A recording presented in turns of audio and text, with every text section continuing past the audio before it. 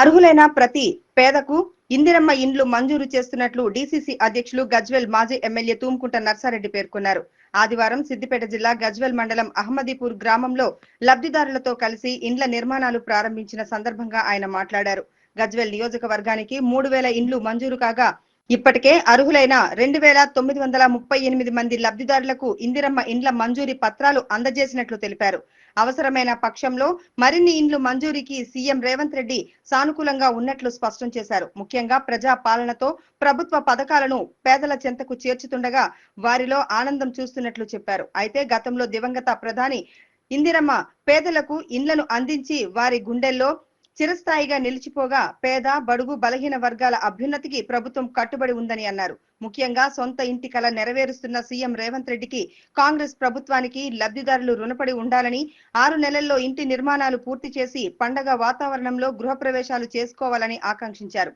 ఈ కార్యక్రమంలో పాల్గొన్న వారిలో market committee vice chairman Sardar Khan, ప్రధాన కార్యదర్శి నక్కా రాములుగౌడ్, శ్రీనివాస్ రెడ్డి, సుకేందర్, పంచాయతీ సెక్రటరీ కుమార్ స్వామి, గజ్వెల్ రామచంద్రారెడ్డి, మందా నర్సింహులు, అందోల్ నర్సింహులు, కొత్తపల్లి ఎల్లాగౌడ్, బాలుగౌడ్, రాములుగౌడ్, బాలరాజు గౌడ్, అంజాగౌడ్, ప్రభాకర్, భిక్షపతి, రామచంద్రం, నరేందర్ రెడ్డి, స్వామి, బోయిని రామచంద్రం తదితరులు పాల్గొన్నారు. మాకు ఇల్లు వచ్చినందుకు చాలా సంతోషంగా ఉన్నది.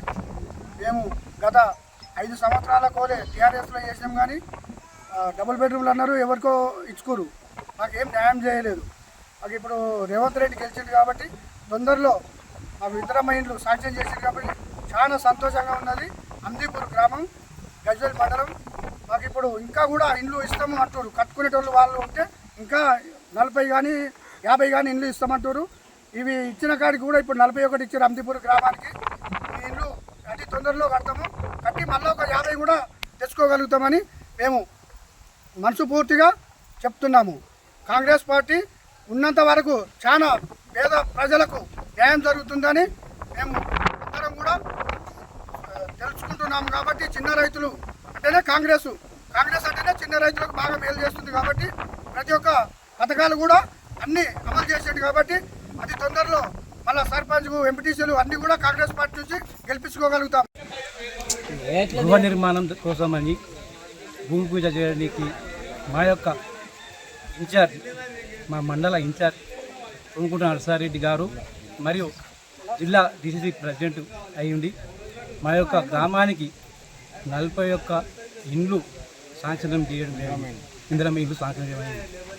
ఒకటే మా యొక్క రేవంత్ రెడ్డి గవర్నమెంట్ వచ్చిన తర్వాత 10 ఏళ్ల ముందున్న గవర్నమెంట్ ఏ విధంగా చేసిందో మా యొక్క 18 నెలల పాలన ప్రజలు చూడాలని నేను కోరుకుంటున్నాను. ఎందుకంటే ఆయన 10 ఏళ్ళు మొత్తం విధ్వంసం చేసిండు. మన రాష్ట్రాన్ని దోచుకున్నారు. వాళ్ళ మామ, అల్లుడు, కొడుకు, బిడ్డ ఉద్యోగాలు వాళ్ళకే ఇచ్చింది తప్ప ఎవ్వరికి కూడా ఇవ్వలేదు.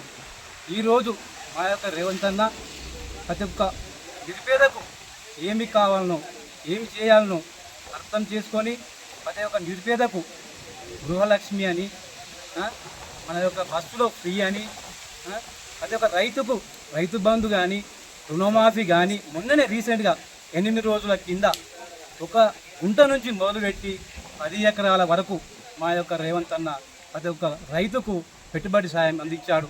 మరియు ఆ రోజులలో పాల మల్లారెడ్డికి 600 ఎకరాలు ఉండే, ఆయనకు రైతు బంధు చేసిండు. ఆర్మూర్ జీవన్ రెడ్డికి 1000 ఎకరాలు ఉండే, రైతు బంధు చేసిండు. ఒకటే మా రేవంత్ అన్న ఆలోచన ఏంటంటే వీటి భూములకు మరియు రోడ్లకు ఇవ్వకుండా ఈ 10 ఎకరాల వరకు రైతు బంధు చేసి రైతుకు మరియు సన్న ఓట్లు పండేది. ఆ రోజు ఏమన్నాడు కేసీఆర్, ఊరేస్తే ఊరే అన్నాడు, ఊరి ఏకమన్నాడు, కొందరు సెంట్రల్ గవర్నమెంట్ ఓట్లే అన్నాడు. సాగు చూపించు రైతులు కూడా చాలా ఇబ్బంది పెట్టిండు. ఈరోజు మనకు రేవంత్ అన్న సన్న ఓట్లకు 500 కోర్సు ఇచ్చి ప్రతి ఒక్క నిరుపేదకు బియ్యం, సన్న బియ్యం ఇస్తున్నాడు. ఒకటే ఆలోచన చేయండి, మన గృహాలకు కరెంటు బిల్లు ఫ్రీ వస్తుంది.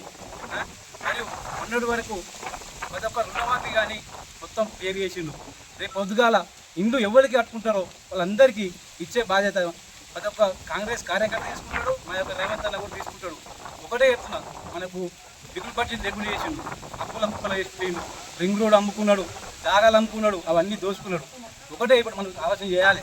అదొక 1 తారీఖు నాడు అదొక ఉద్యోగస్తుడికి జీతం పడుతుంది. మనకి ఏమి ఇవ్వాలో మన రేవంత్ రెడ్డికి అర్థమవుతుంది. కాబట్టి స్థానిక సంస్థల ఎన్నికల్లో ప్రతి ఒక్కరు ఆలోచన చేయండి. ఈ 18 ఏళ్ల పాలనలో కాంగ్రెస్ గవర్నమెంట్ ఏం చేసింది, 10 ఏళ్ళ టీఆర్ఎస్ గవర్నమెంట్లో ఏం జరిగింది, ఒక చిన్న ఆలోచన చేయండి. ఇప్పుడు నిండియాలనే ఏమంటుండే రాజు యువ వికాసం అని చెప్పి కొత్త స్కీమ్ చేయాలని ఆయన ఆ రోజు చేస్తే అదృష్టం కొద్ది ప్రజలందరూ కూడా కాంగ్రెస్ ప్రభుత్వం కోటేసి కాంగ్రెస్ ప్రభుత్వం వచ్చింది.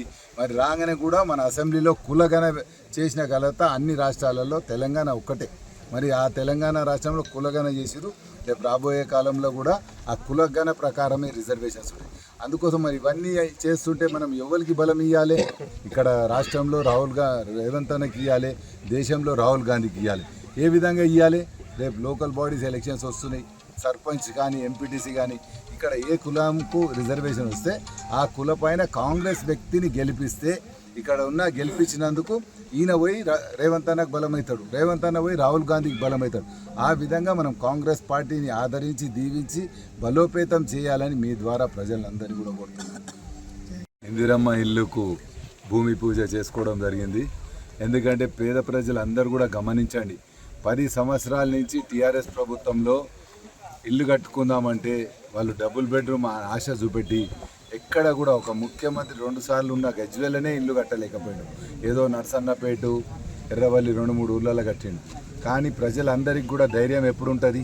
ఒక ఇల్లు ఉంటే ధైర్యం వస్తుంది. నాకు ఇల్లు ఉంది, ఇల్లు ఉన్నాక ఏ కష్టమైనా చేసుకోగలుగుతాను.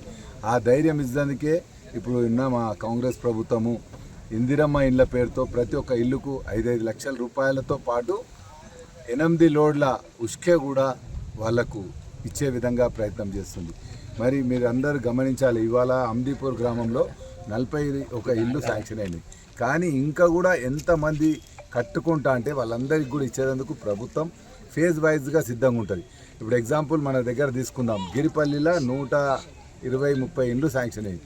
కానీ ఆడ అందరు కట్టలేరు, ఒక 30-40 మందే కడుతురు. ఇప్పుడు ఈడ కూడా అమ్దీపూర్లో ఇంకా ఎవరైనా కట్టుకుంటానంటే అక్కడ వాళ్ళకి క్యాన్సల్ అయినాయి. కొన్ని రోజులనే అవి క్యాన్సిల్ చేసి మీకు అమ్దీపురంలో కూడా అర్హులైన వారికి తప్పక కట్టించే ప్రయత్నం చేస్తాం.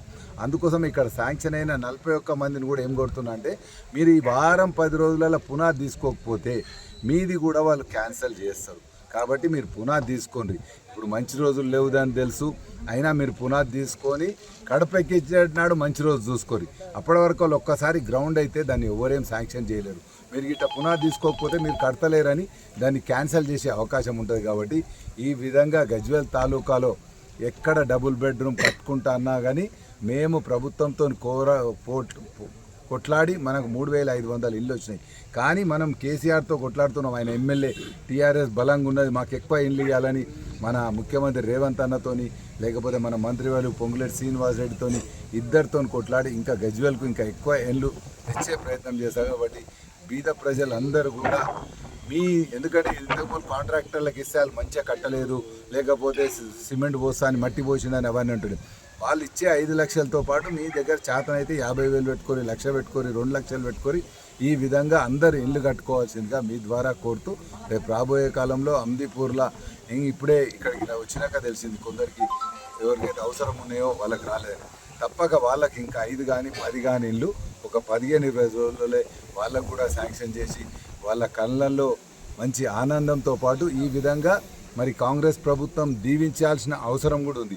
ఎందుకంటే మీ అందరికి తెలుసు, మన నాయకుడు రాహుల్ గాంధీ గారు భారత్ జోడో యాత్ర అని పెట్టుకున్నాడు. దేని గురించి? కులాలు అప్పుడున్న అంబేద్కర్ రచించిన రాజ్యాంగం ప్రకారం రిజర్వేషన్స్ ఉన్నాయి, కానీ అవి సరిపోతలేవు. అప్పుడు ఎవరు చదువుకుంటుంటారు? పెద్ద కులస్తులు, లేకపోతే పైసలు ఉన్న వాళ్ళు చదువుకుంటారు. ఇలా ప్రతి ఒక్కరు చదువుకుంటారు. మరి చదువుకున్న వాళ్ళకు ఉద్యోగాలు ఇచ్చేయాల్సిన బాధ్యత కూడా ప్రభుత్వం అయింది. అందుకోసమే రాజు జోడో యాత్ర అని రాహుల్ గాంధీ గారు తీసుకురు. అందులో ఆయనకు ఊర్లలో తిరుగుతుంటే అర్థమైంది ఎన్ని కష్టాలు ఉన్నాయి. అందుకోసమే ఆయన కులగణ కూడా చెయ్యాలి. కులంలో ఇప్పుడు మీది ఎగ్జాంపుల్ తీసుకుందాం, అమ్దీపూర్లో అన్ని కులాలకు ఎక్కువ ముదిరాజులు ఉన్నారు, అవునా కదా? మరి వాళ్ళకి ఎక్కువ ఇవ్వాలి.